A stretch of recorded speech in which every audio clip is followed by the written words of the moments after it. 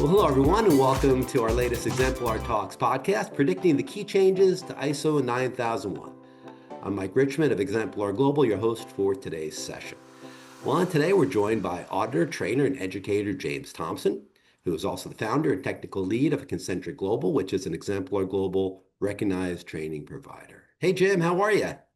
Good. How's it going, Mike? Nice to It's see you. it's going well. Thank you for joining us. And I want to also thank you because you really kind of initiated this podcast by leading a conversation we had on our new community about ISO 9001, of course, a topic of interest for a lot of our hmm of our viewers out there, and hmm all of us at Exemplar Global and Concentric Global.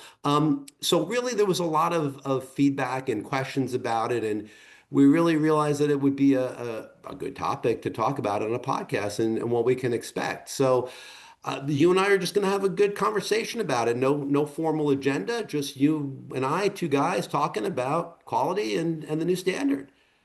Yeah, trying to add any little bit of spice, fun, and special sauce to one of the world's most boring topics, but it's necessary. We're just It's not as bad as tax law or accounting, but yeah, we'll do it. We'll give it our best shot. I think we're the two guys that can make it happen, Mike.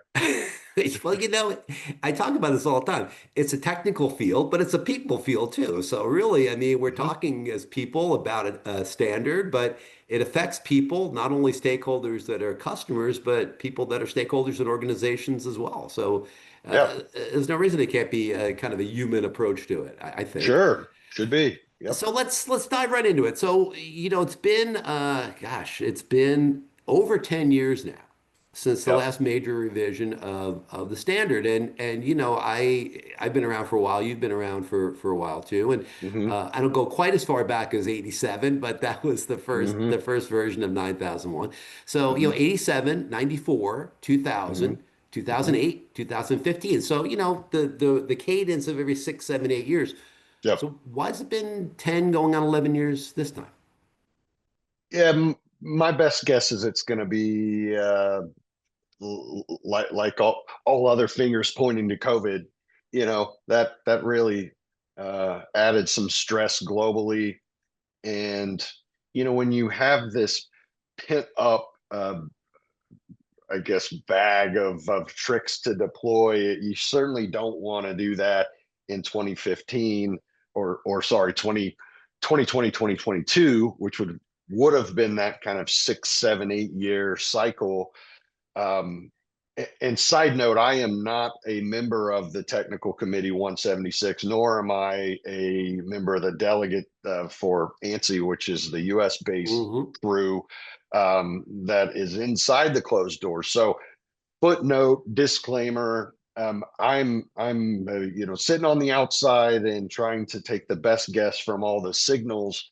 But I do think your thought process of going back to 87 up to today, you can look and glean a lot of information off of what the cadence has been, over the last 30 some years. So um, COVID definitely is the short answer to that, and the supply chain constraints. And if you look at 2008, there was a similar kind of global, you had markets that were failing, the housing market here in the States. There was a lot of pressure, a lot of changes going on. So 2008 was a couple of very light changes in terminology um, at best. Hmm. So really between 2000 was a major update, a massive and a great update, in my opinion, the best update out of all of them if I had to vote on one. And then you get up to 2015 and there's some changes. Probably I would say that 2018 was the lightest change. 2015 is my least favorable change. So to compare what I expect to happen, by the way, not that you're asking, but just to throw this out while I'm on a rant, um, I would say this is a little bit more significant than 2008, but not as big as 2015. Certainly not as big as the move in 2000, where the standard was kind of completely, overhauled. Well, let me go back to that then. So you said you wasn't your favorite revision in 2015. What was it about the 2015 version that you, in your mind, maybe took the standard maybe backward a little bit? Yeah, I think that and I'm going to be a little critical. That's We fine. can, hey, there are some folks out there that they make their entire online presence trying to lynch the folks from TC 176. I'm not one of those. However, I will be critical, um, and specifically in the direction that the standard took in 2015 and what I see in terms of the interpretations, the early drafts, and that sort of thing. I don't believe that the technical committee is producing something that is customer Mm, focused. And I saw that mostly with the 2015 version. Now, if I had to guess what happened there, what kind of conversations were taking place for that 2015 upgrade, my guess is it would sound like a professional and politically correct version of this. Hey guys, there's an untapped market in terms of service organizations. The standard has been very manufacturing and product focused for a very long time. Let's sell more copies of this standard by bringing in the service folks. Now, there's nothing wrong with that. I think that's a good plan. But what you did in making the standard extremely vague in order to make it applicable to the service organization is you left your core customers, which the majority of these folks are manufacturers. yes. Absolutely no doubt about it. And those were your early subscribers, the manufacturing and parts supply chain, the mass exodus over to the East for cheaper labor and for mass production, all that stuff. So you have an organization within that technical committee that I think really took the eyes off the ball of who the customer was Yeah. and put more emphasis on selling a higher quantity of standards for that untapped market versus which again is okay, but the vague language in order Yeah. to include the service folks really has done a lot of disservice to, I think, all subscribers of the standard. Yeah. Well, one of the to pick up on some of those points, some of the vagueness in my mind really was driven by the whole idea of risk-based thinking. I mean, Yep. it's hard to think about, and you're right. There's a ton of criticism of TC, the technical committee developing the standard. And this idea of risk-based thinking, there's been a lot of hue and cry about, well, has risk always been inherent in the standard? Has it underpinned it? Has it been explicitly called out? And then from the auditing community, there's like, well, how do you audit against a thought process? How do you audit against Yeah. a thought as opposed to a hard standard? And it gets into, I think, exactly what you're talking about with the whole initial motivation for the standard was manufacturing based. 90 something percent of the organizations were manufacturing, not so much Yeah. anymore. Right. Um, so, auditors, which is our audience in particular, kind of are like scratching their head, like, well, is it going to continue to go in that direction where it's going to be even more of having to kind of intuit things into the standard that may not be there? Is that how you see it going? Yeah, I do see it going that direction in some of the language that you see. And by the way, you can go out and purchase the draft international standard, which is what the version is that we're sitting on now, at least for the next 6 days. Yeah, So it's right. what, November 13th. And Yeah, so if you want to go out and buy the thing, knowing it's going to really kind of expire and be superseded next as early as next week, yeah, go ahead. But even in the standard now, there is more language, like you said, that is extremely difficult to try to nail down. First of all, it's hard for me. The primary customer is not ISO, and it's not the certification bodies. It's the leadership staff. It's the folks that work out on the shop floor that are adopting these standards. So um, what I'm seeing in terms of like a quality culture, leadership must demonstrate. And that's one of the kind of big expected changes is driving quality culture, demonstrating quality culture as a leadership team, and really seeing that flow out through operations. How do you demonstrate that? Yeah. You Yeah. know, so some of these vague, let's include everybody type directions of the standard really leave the door open for auditor interpretation. And I can tell you this with 100% certainty. I have had even legal cases where I have thrown out, okay, here's the interpretation to 3 or 4 or 5 of my close colleagues that are the top dog for their certification body. And I'm telling you, one guy in particular, I remember he's going, absolutely not, no way, case closed. It's black and white and it's black. And the other guy is going, uh, no, case closed, it's white. So Right. look at the Supreme Court. We can't even get, those guys to agree on things. So there will always be gray and subjectivity. And that you hit another great point there. I mean, it it shouldn't be political. Everything is political these days. That's right. And it's also, you talk about context of the organization. I think about Yeah. context of the organization a lot. I also think about context of the region, context of the nation. There's politics, again, as we say, underscore everything. So, the way, in terms of things like climate change, the way that some of that stuff is going to be implemented will vary, yes, according to the context of the organization, but also according to the context in which they operate, because they may be in a nation or a region where that's disfavored or favored. Hmm. And they may Right. be they may be an organization that operates across multiple regions and multiple nations and has to, I mean, do you then need to site by site implement in a different, I mean, it's a little bit crazy making, I think, for executives, top management to Right. look at Right. that and say, well, what do I just pick one? Do I just pick a context that works for most of us? Yeah. What do auditors That's do? I I mean, mean, that takes the spirit of the standard, which is make your customer happier and make your organization healthier. Those are the two objectives, and it works against that yeah, because you know folks like me that are in the trenches. I started out as an intern, and so in this role, and now here I am in year 31, 32. I can't believe it.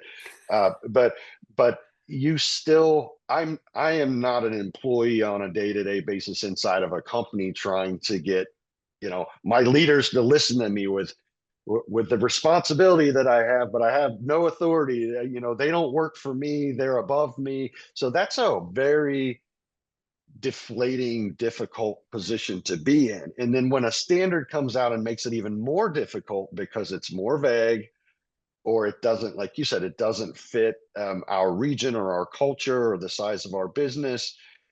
And again, going back to if I were a fly on the wall for the technical committee, uh, whoever really pushed, you got that person in the room that they're just squealing about something, and it's not that. My guess is you just tap out and agree with a person because they're the squeakiest wheel. That's not the necessarily a best edit. And in this case, I'm referring specifically to 6 documented procedures that were totally trashed. And I could the documented procedures or the standard documents that are non-records right now. Literally, we have a an artifact that we share with our clients. It's a one pager: scope, quality objectives, and what's the third one? Uh, uh, Scope, quality objectives, and policy need to be written. Everything else you don't have to write anything down. So you know we are a small organization. There are 3 employees, me, a partner, and an admin, and then 40, 50 contractors as we need them. If like we need at least those 6 pieces of paper. Come on, if you're in business and you can't map out 6 very critical processes for your business, maybe you shouldn't be in yeah, business. So to be in the trenches as a management system, and by the way, this this pertains to environmental and health and safety as well. But Sure. QMS is the big brother to all of these Yeah, management systems. it's the foundational piece. Sure. Yeah. So if you're in that horrible position, I say horrible, a little bit tongue in cheek, because I have been in that position where you're really pushing up and you're trying to get people to buy into this thing, but it continues to be wishy-washy. Uh, it makes that job function a lot more difficult. So yeah, But those I'm not for it. Yeah, but those pieces of paper you're talking about, I mean, in the past we call that maybe a quality manual, right? I mean, but that's Yeah. not language that's really favored anymore. I mean, Yeah. you don't need a quality manual, right? Supposedly, but I mean, It was a bit of an anchor, though. I mean, right, now I'm not. I've seen the big honking binders, right, that the nobody looks at to the collect dust. BHBs. Sure, Oh yeah, yeah, yeah, oh yeah, yeah, yeah. yeah. I was actually in uh, just outside of Scranton, Pennsylvania, and I had a flash drive on me. And this was a company that didn't allow the flash drives, and I'm, the massive, massive company. And I actually walked over and I found one of those binders on the wall full of dust. And I'm like, I'm not walking all the way back to where your office is. I'll just put it in the big honking binder because nobody's going to find it there. All right, Next right. day, boom, you could see my fingerprints on the binder. So I do agree that, bureaucracy for bureaucracy's sake is not good, but um, most, in fact, I don't know any client out of the 30 plus years that I've been working with and really working Concentric. I'm in 23 of that, auditing people, working with consulting clients, training clients that don't have some sort of documented something, Hmm. you know. So Yeah. So let now me ask you this. taking that away was, and again, I'm just one person with a Yeah, voice, but I yeah, just see that that was the wrong direction. yeah. I mean, looking at it from your perspective, and again, kind of taking this back to the auditing community that we're Mhm. talking to, and again, not holding you to anything because again, you're not in the room as we Mhm. see, neither am I. But kind of reading the tea leaves, let's say. So, Sure. what would you think that auditors now should begin to bone up on? What do you think is going to be something that would be more of a primacy in the 20, well, who knows I mean, I've been saying 2026, but hopefully 2026, but who knows? Yeah. Who Um, knows? but in this revision of the standard, what do you think are some of the skill sets that auditors have been developing, but maybe are Yeah. going to continue to develop and need to develop to acculturate themselves to the standard? So there's the compliance version of that answer, and then there's what I've seen is best practices. So, in just to give some context in that best practices, I've worked with all shapes and sizes all across the globe as a certification body auditor, or a teacher or an advisor. Uh, the number one thing that we need to do is connect it to the business system. You know, we cannot continue as practitioners to expect the leadership team that has a certain business acumen, or they wouldn't be the leadership team. We can't expect them to fall into ISO talk. It doesn't work like that. So the number one skill I would say that we as practitioners, those being auditors or consultants, really need to bone up on is making the connection with the business acumen, the Mm, language of the organization, excellent. so that you can, I always call it like a Flintstone vitamin. And for those of you that aren't in the States, uh, Flintstone vitamins we took as kids because it tasted like, sweet tarts Candy. or Yeah, yeah, candy, but it was a vitamin, right. and you wouldn't take the nasty vitamins. So you have to kind of hide hide it in hide these controls and these standards sometimes within, the language and the processes of the organization. So it truly takes, an architect type perspective in rolling these things out. You have to meet leadership where they are, and then you have to sell the value, even though you're not a salesperson. And most of you out there listening to this, sales are not your strong suit, and I understand that. But what you need to do is you have to demonstrate the value that can be driven out of an effective process, an efficient process, alignment of these ISO efforts with the strategy of the organization. And I was frankly pulling for that, and I have submitted, my suggestions to ANSI before, and I just don't see that coming this next round, which to me is a big miss and unfortunate. But But that's the something that folks could start to think about. How do they retool the conversations and the language they use? Yeah, and it doesn't have to be restricted to the standard itself. I mean, No. certainly the standard is one tool, but I mean there's plenty of methodologies and tools out there that, let's say you're an internal auditor, you're a quality manager at a plant or at a facility or what have you, a service sector. You can have those discussions now. You can talk the language of finance, really, is what you're kind of Hmm. talking about, because that's Yep. really what top management wants to hear is like, well, how much is it going Yep. to save me or cost me if we don't do this? Right. The cost of poor quality, we always talk about a lot. Hmm. And we've seen it. I mean, we see it time and time again. Unfortunately, when it jumps up and bites us is when there's recalls. People unfortunately Hmm. die, a window blows out of a plane. I mean, it's like the things that get the headlines Right. are when people are like, ah, gee, we really need to do that quality stuff, right? Right. You Yeah, know, that's right. yeah. Yep.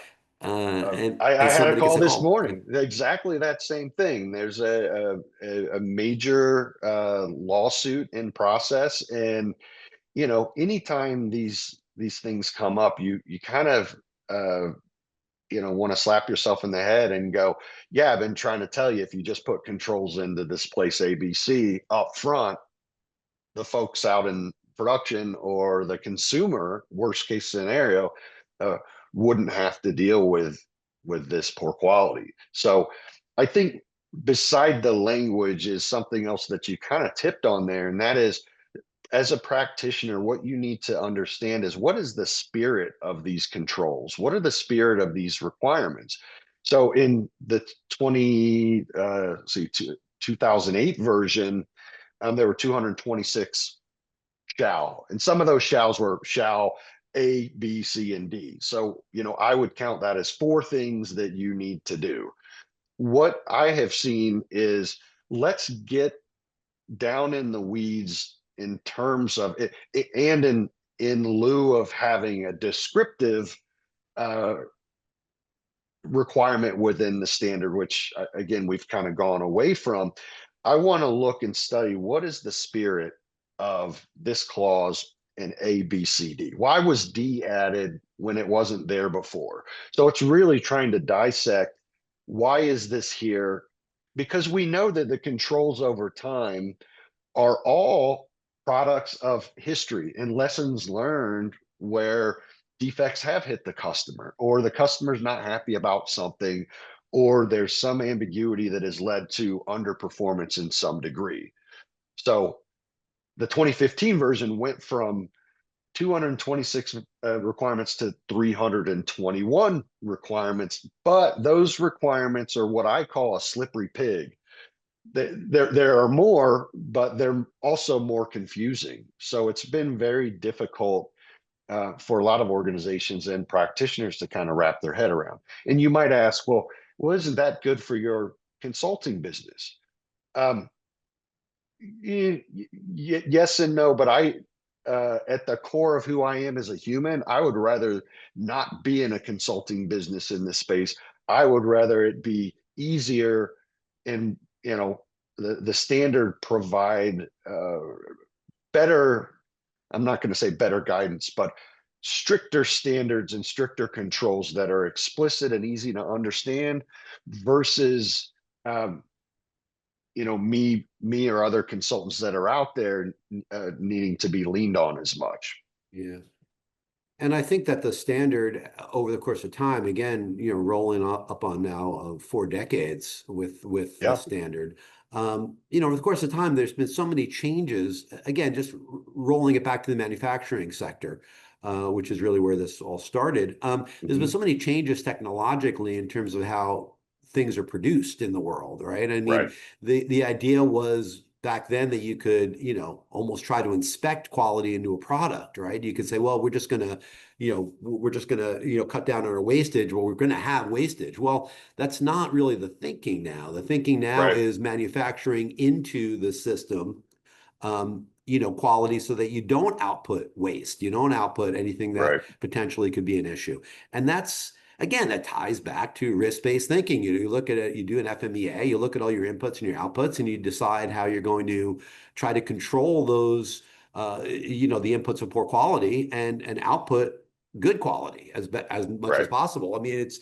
it's always going to be I don't want to say always, maybe I shouldn't say always, but it's something of an impossible task because we're dealing with human beings. But Right. the goal is perfection, right? I mean, it's a hard thing to go to, but perfection is the goal. That's the vantage point at a minimum. Yeah, That's the vantage point. That's what you should strive for. You hear in manufacturing one piece flow or zero yeah, defects or Six Sigma. Um, the spirit of that is let's take what is a process at peak performance. What does that look like? What does an A plus look like? And let's ratchet up in that direction, and then we have to look around and say, is this still the biggest fish to fry? If not, let's pivot and go to some other area of the business that we could ratchet up from let's say a D plus to a C minus. What can you convert with the resources you have? And you're thinking about that throughout all of the different processes of the organization. Now, here's the one item that I can tuck in here that was on my wish list for this standard, and it was for this update that was actually added to the automotive version, which used to be ISO TS 16949, but now it's IATF 16949, which has its own. We could have a whole episode on that whole fight and fallout and hmm breakup and that sort of thing. But the use of process owner is so powerful because what happened in 2015 is we lost this title, and I think it's a good thing, of management representative, which was short for it's your baby, uh, you know, quality manager or whatever, ISO coordinator. So this is all on you. And the spirit of taking that role out was the distribution through the natural roles and responsibilities of that top management staff anyway. But ITF goes above and beyond and actually uses the language process owner. To me, that is an extremely powerful piece. And if there was only one token I could spend on this upgrade for a wish, that would be the one that I would pick. hmm I got a whole bunch of second places, but that would be the number one That's the number one. because Yeah, you've got to be able to divvy up the pie, so to speak. And when you divvy up the pie, you can't go straight into accountability, accountability, accountability. You have to have a pathway forward for that process owner to know what are the steps from getting to where we are right now. And that process could be finance, could be IT, HR, customer service, warranty claims, managing an internal audit program. But it will be. Yeah, snapshot, where are you now from a 1 to a 5 or a 1 to 10 or F to an A? And what does that A plus look like? yeah, And if that process owner and his or her team knows what they're more likely to get where they're going if they know where they're going. How right. are you going to get there if you don't know where you're going? And just the fundamentals of being a process owner in divvying up. This is something else ITF has. A, they brought the quality manual back. B, they put a requirement in that says you have to have something like an applicability matrix so that you're not throwing the standard at a process owner and saying, good luck, sucker, figure it out. There's an audit next week.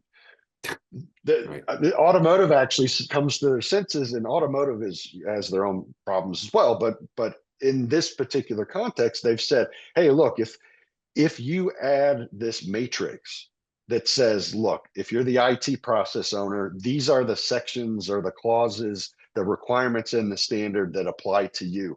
Life is so much easier. Mm, And so you're not looking, if you are in automotive, I mean, that's 781 requirements. right. that you have to try to swim through to figure out how you're going to be prepared for the audit. So that one is really a big miss. Yeah, you're talking about to me this idea of silos almost, where you want to, you want to empower people to cut through silos and find solutions, and many times it's just human nature. Many times, if the language is vague, if the buck can be passed, it will be passed. People That's just right. very few people want to. Well, I shouldn't say very few people.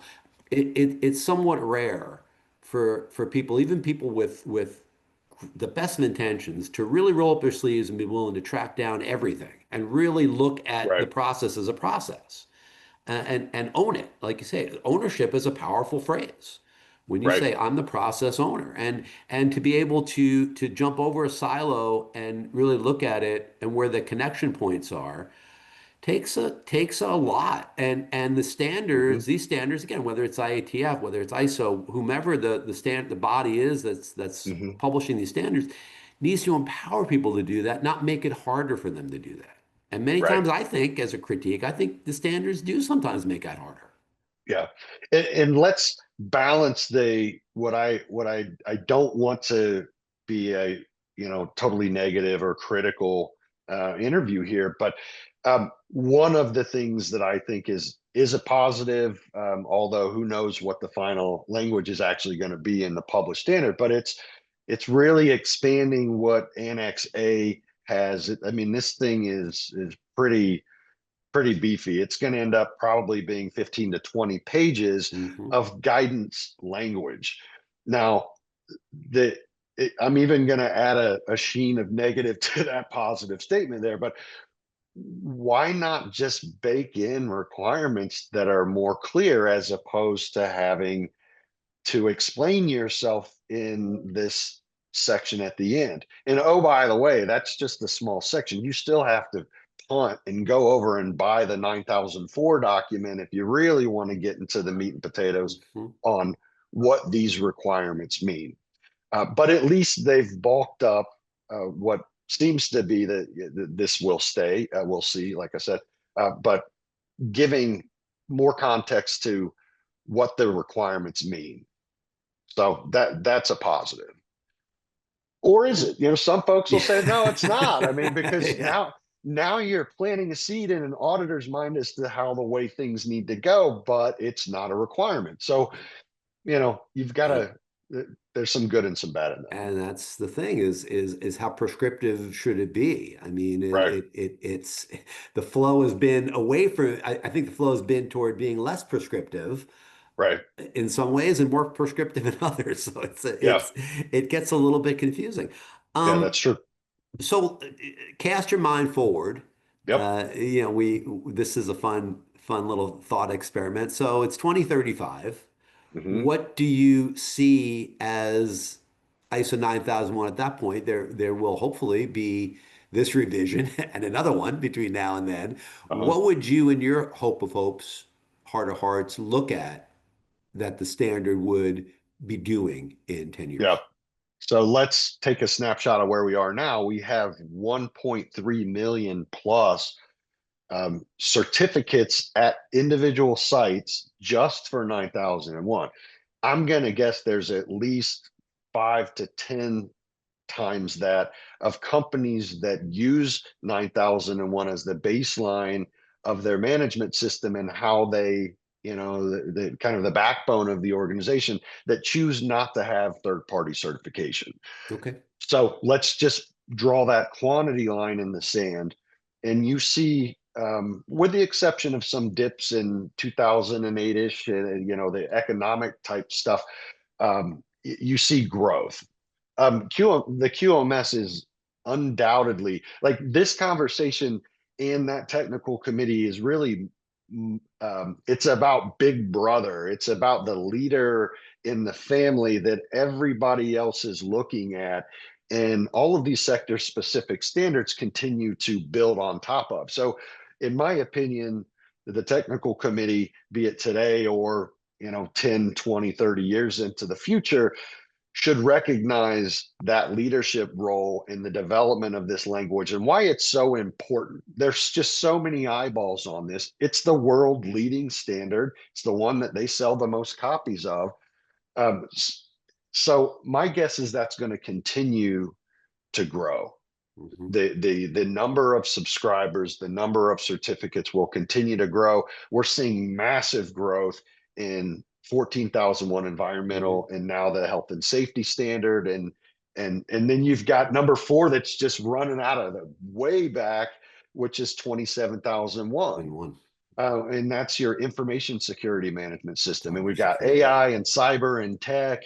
And so, Yep. I see that um, my hope, my hope here is that we will continue to migrate the towards a business management system or a BMS or an IMS document that really acts as the connection. It acts as the hub for environmental health and safety, information security, energy management. I mean, there are all of these other, I think, kind Mhm. of uh, mother documents to the father or sons or what have you. So I think beefing up um, and making it more explicit based on what best practices are globally.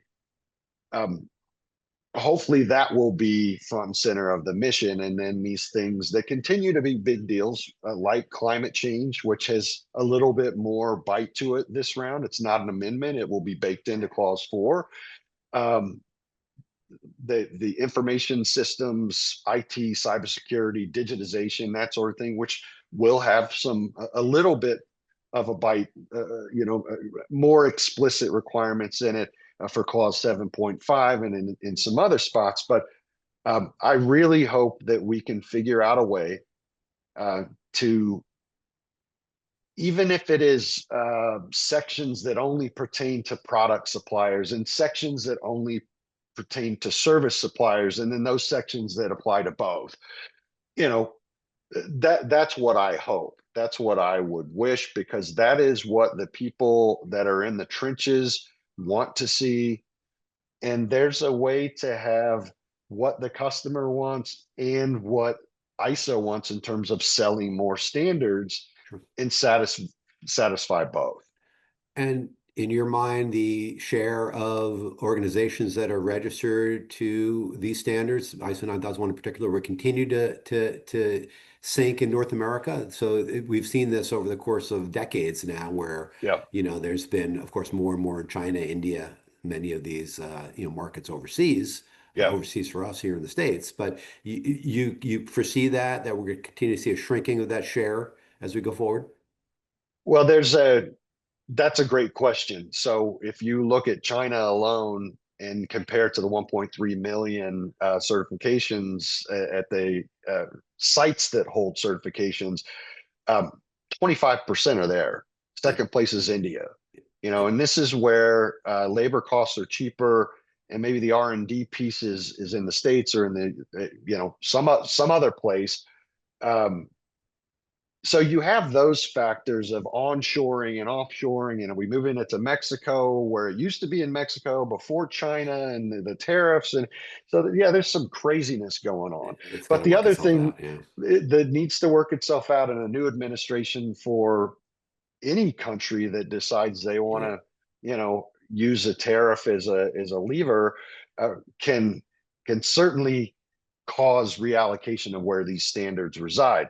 But the other thing that you see, especially in private equity, is the gobbling up of companies. So if you look at the annual ISO surveys that say, which standards are growing, what are the most popular, there are 2 columns in there. One is for the number of organizations that have these certifications, and the other is the number of sites. Because I have a customer and a guy I did a podcast interview with yesterday. The company that he started with he ended up being a VP. The company he started with was 1 or 2 locations in the same metropolitan area. Now there's 28 locations, all under the same organization, and all of the individual plant owners that they purchased are VPs of this larger company. So you're going to see consolidation, mergers, acquisitions, and that sort of thing. Um, but if you get down to the basis, which is organizations aren't reading the standard, people are reading the standard. You will have more and more readers, if you will, or purchasers of the Mhm. standard. With that comes great responsibility, and that is to use this not as this continued disconnect between uh, the business and the business strategy. There's really hardly any strategy, integrated with the strategic blah blah blah. Well, how? Give me a little bit more about how to do this and how to use it so that you don't have a fragmented approach as this continues to grow more and more global. You're able to be a leader in bringing leadership within an organization and those quality practitioners and auditors together so that they're rowing in the same direction. Yep.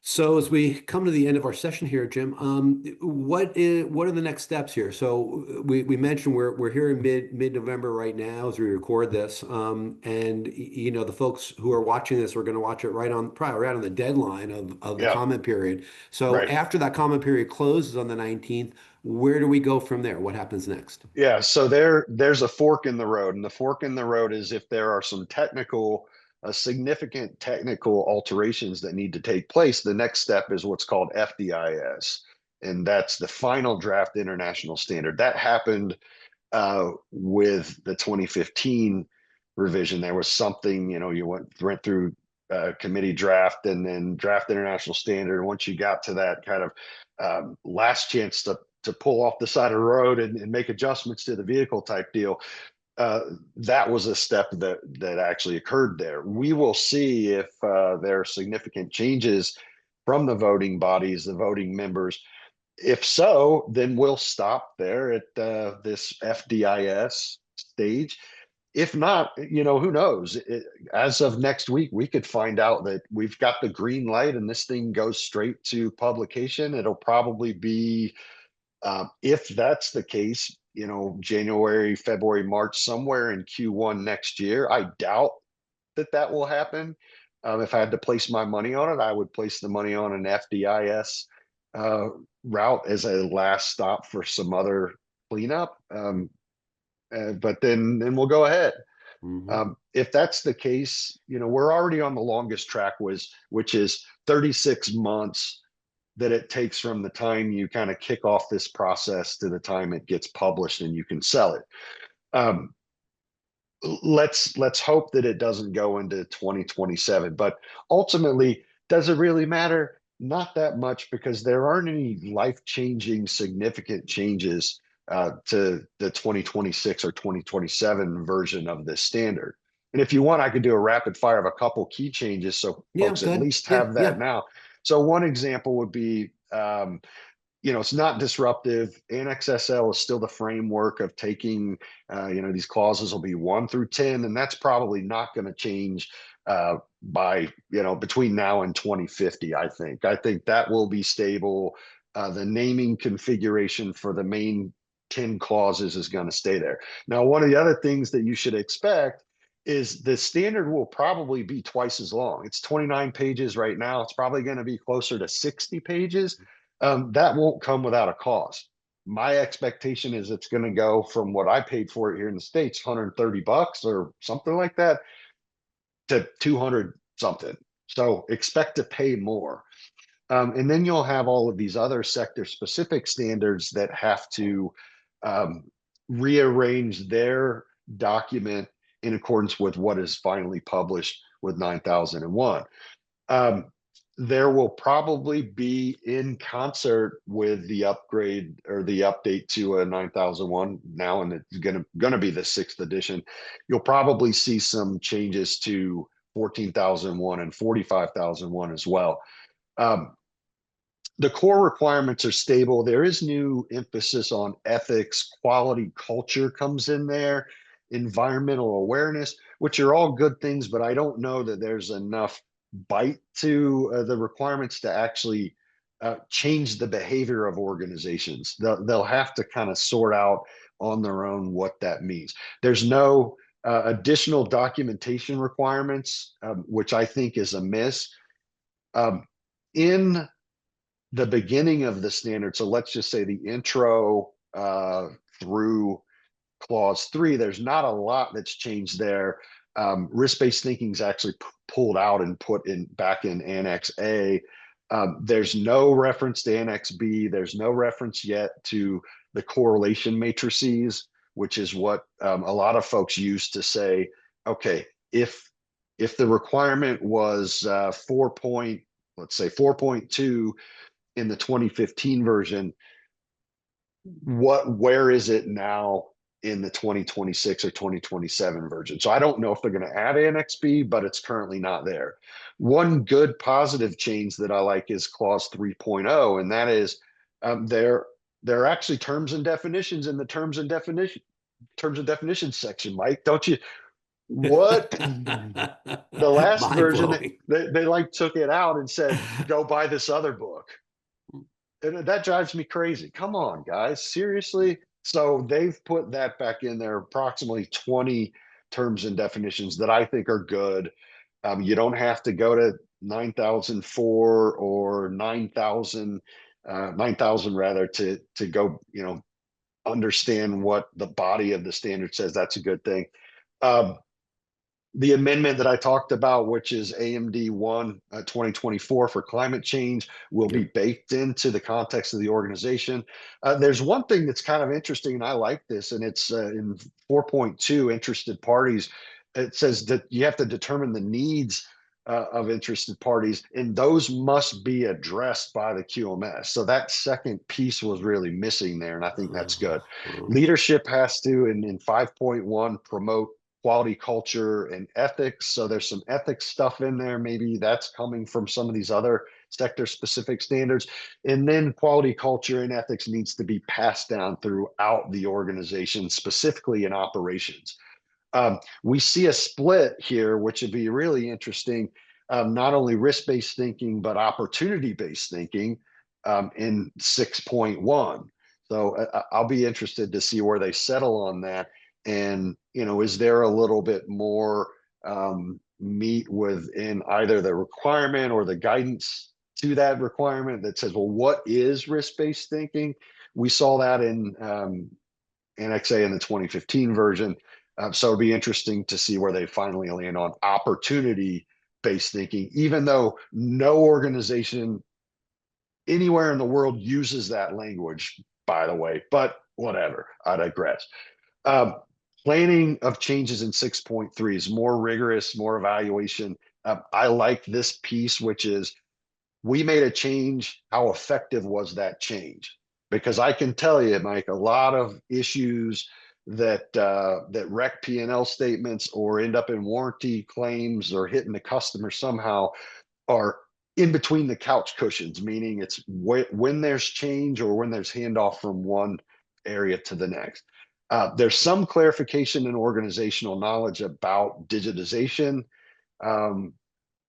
In the awareness section, which is 7.3, there that awareness that to kind of anyone under the control of the organization needs to have awareness of several things, and now it includes culture, this quality culture and ethics.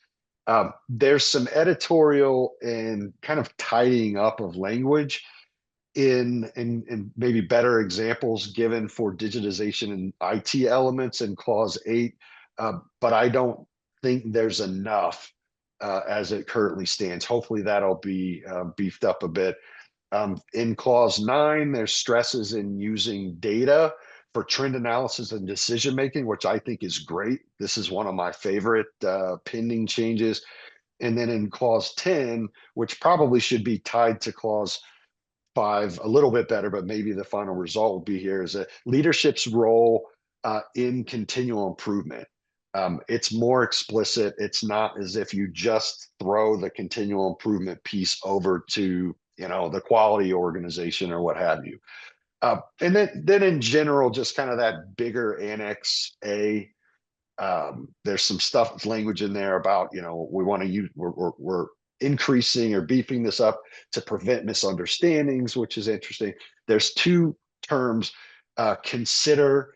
So an organization may include, or organization may exclude. Consider gives you an option.